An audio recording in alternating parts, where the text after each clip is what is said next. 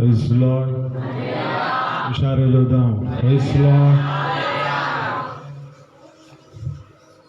దేవుని యొక్క పరిశుద్ధ నామన కూడి వచ్చిన మీ అందరికీ వందనాలు తెలుపుకుంటూ, మొదటిగా ఈ నూతన సంవత్సర శుభాకాంక్షలు తెలుపుతూ, ప్రతి ఒక్కరిని దేవుడు ఒక నూతనమైన వాగ్దానంతో స్థిరపరిచి, బలపరిచి, నడిపించి, ఇప్పటికీ సమయం ఎంతో అయిపోయింది. వాగ్దానం చేసి గంట బావైపోయింది. హల్లెలూయా. ఈ వాగ్దానం మన జీవితాల్లో కాదు, సంఘం పట్ల, ముందు సంఘం పట్ల, తర్వాత మన వ్యక్తిగత వాగ్దానం స్థిరపరచబడును గాక. ఆమేన్. దేవుడి కృపను బట్టి ఈ వాగ్దానం కోసమేమో దేవుడు నేను కొంచెం పాట రాసుకున్నాను. ఈ వాగ్దానం వచ్చినాకేనేమో పల్లవి వరకే నేను రాసుకున్నా. ఈ వాగ్దానం తర్వాత దేవుడు ఆ వాచనాలన్నిటినీ సంపూర్తి చేయునుగాక. ఆమేన్.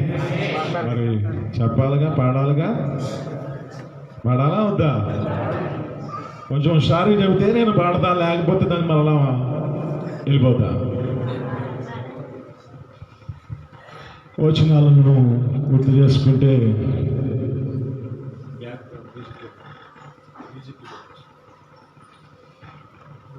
గనుడా పరిశుద్ధుడా, పరమును విడచి నా కొరకు దిగి వచ్చిన పూజుడా, గనుడా పరిశుద్ధుడా, పరమును విడచి నా కొరకు దిగి వచ్చిన పూజుడా, నిన్నే స్తుతించెదను, ఆరాధనకు యోగ్యుడవైన నిన్నే కనపరచెదను, నిత్య రాక్షసుడవై ఉన్నాడు. ఆరాధన నీకే,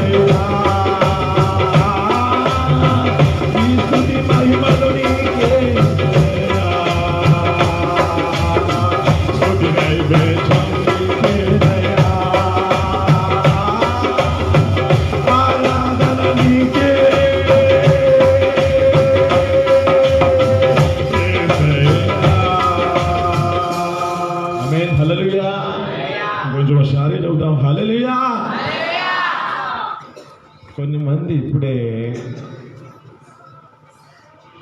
నూతనమైన వాగ్దానం చేశాడు.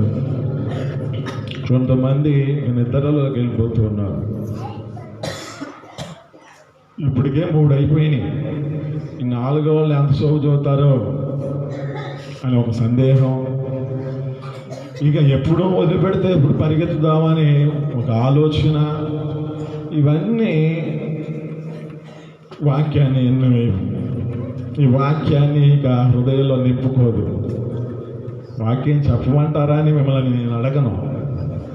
ఇది చెప్పే సమయం కాదు, కానీ వెనక ఒకటి ఉంది.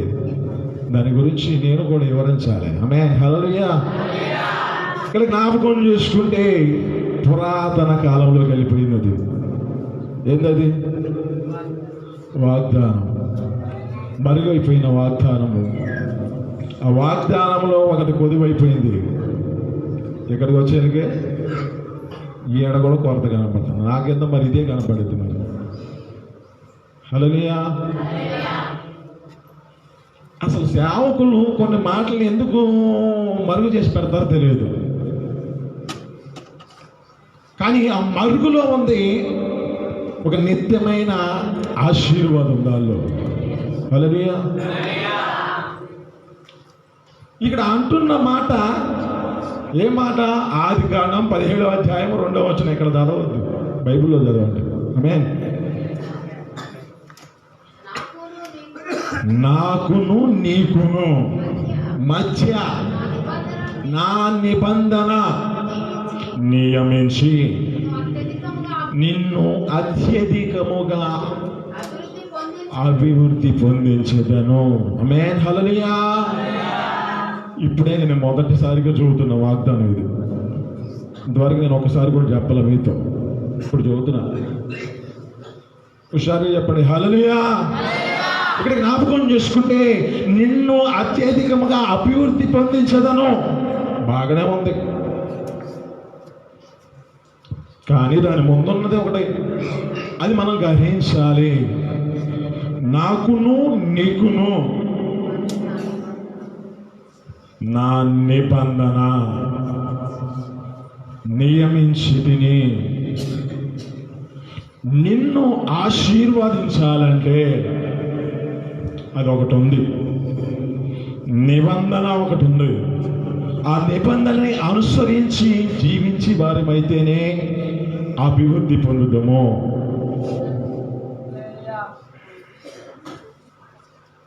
మీకు నిద్ర మబ్బు వచ్చింది అనుకుంటా. చిన్నగా అక్కడి నుంచి ఇది వరకు వస్తున్నట్టుంది. అది ఏం చెప్పట్లేదండి మీరు.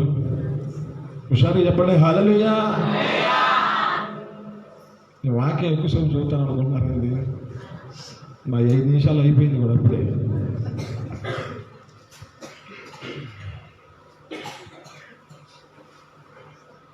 హుషారు చూద్దాం.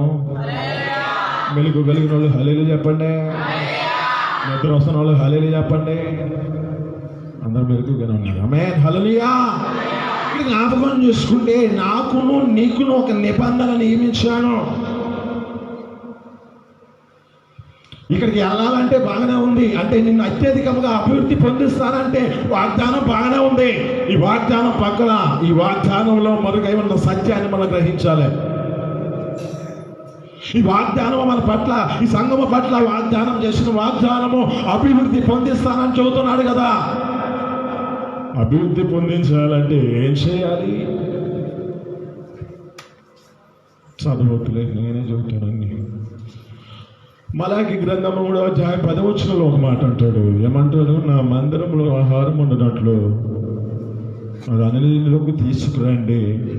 నాకు ఇచ్చి మీరు శోధించిన ఆకాశపు వాకిలి నింపి పట్టజాలని విస్తారమైన దీవెనతో నింపుతానంటున్నాడు. విస్తారమైన దీవెనతో నింపుతానంటున్నాడు.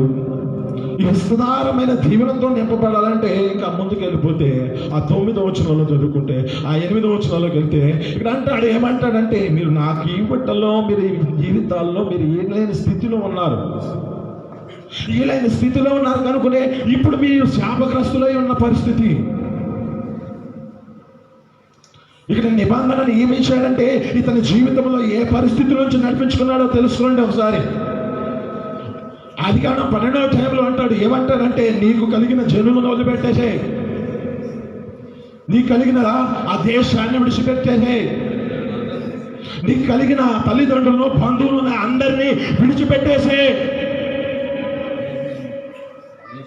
వాగ్దానం అంటే ఊరికి ఏదో చూస్తే సరిపోతుంది అనుకుంటే సరిపోదు.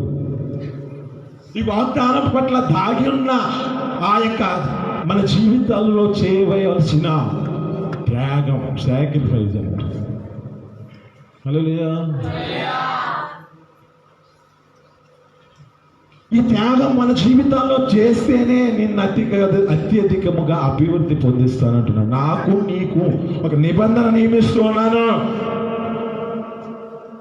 ఆ నిబంధన నీ జీవితంలో ఒక స్థిరపరచబడాలంటే, ఈ నిబంధన నీ జీవితంలో నెరవేర్చబడాలంటే, నీవు ఆ దేవుని యొక్క సన్నిధిలో నీతో ఆ దేవుడు ఏది చూపుతున్నాడో దానిని అనుసరించి జీవిస్తే ఇది అత్యధికమైన స్థితిలోకి వెళ్తాం. మీకు ఏ ఆశీర్వాదం కావాలి? శరీర సంబంధమైన ఆశీర్వాదమా, లేక పర సంబంధమైన ఆత్మ సంబంధమైన ఆశీర్వాదమా? శరీర సంబంధమైన ఆశీర్వాదము కొంత మటుకే ఉంటుంది. ఆ పరలోక సంబంధమైన ఆశీర్వాదాన్ని పొందుకుంటే అది నిత్యము నీ జీవితంలో ఆ ప్రాంతంలో కూడా ఆ యొక్క నిత్య జీవార్థమైన పరలోక రాజ్యంలో కూడా ఆ ఆశీర్వాదం నీ ఎదుటే ఉంటుంది. యోహాను సువార్త 14వ అధ్యాయం 2వ వచనం అంటాడు, అక్కడ ఏమంటున్నాడంటే నాకు ఒక నివాసం ఉన్నది, అక్కడ నివాసాలను సిద్ధపరచడానికి వెళ్తున్నాను, మీకు కూడా ఆ నివాసాలు మీరు సిద్ధపరచబడాలని నేను వెళుతున్నాను. అయితే మీరేం చేయాలంటే ఆదరణకర్త మీద ఉంటున్నాడు. ఆదరణకర్త చేత మీరు ఆదరించబడిన వారై అదే స్థితిని బట్టి మీరు నడిపించబడుతూ ఆ యొక్క జీవితాన్ని నడిపించుకుంటే ఆ నివాసమైన పరలోక రాజ్యంలోనికి మనం ప్రవేశిస్తాం.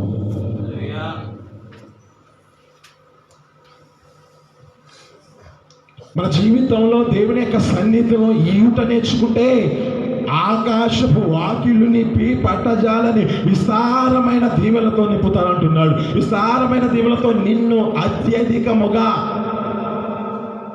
దేవుడు ఎందుకో ముందుగానే తెలియజేశాడేమో నాకు తెలియదు, కానీ నేను అంతకు ముందు వారంలో చెప్పుకున్న మాటలు బట్టి మొదట నీకు కొంచెమే ఉంది. యోబు గ్రంథం 8వ వచనంలో అంటాడు, నీకు మొదట ఆ స్థితిలో నీకు కొంచెమే ఉన్నది, తోదకు మహాభివృద్ధి పొందుదవు. నీతో మాట్లాడినమాట అభివృద్ధి పొందించదను.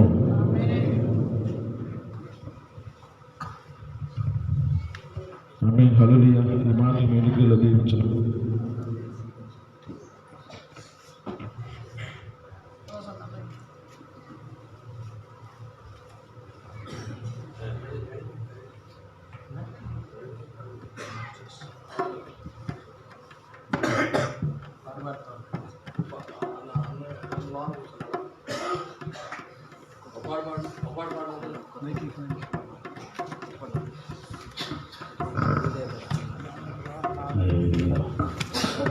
శ్రేష్టమైన